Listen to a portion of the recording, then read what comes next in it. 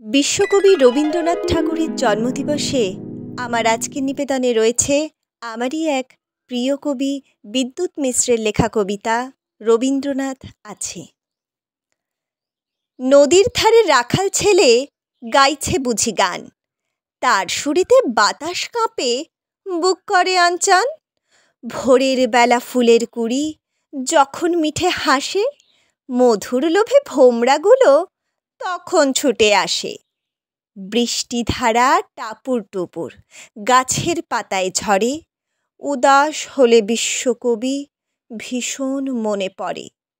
রবির আলো জগৎ জুড়ে যখন ছড়ায় আলো, চেয়ে দেখি আধার মুছে লাগে ভীষণ ভালো।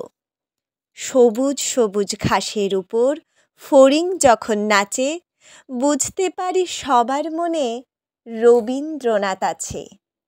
ধন্যবাদ।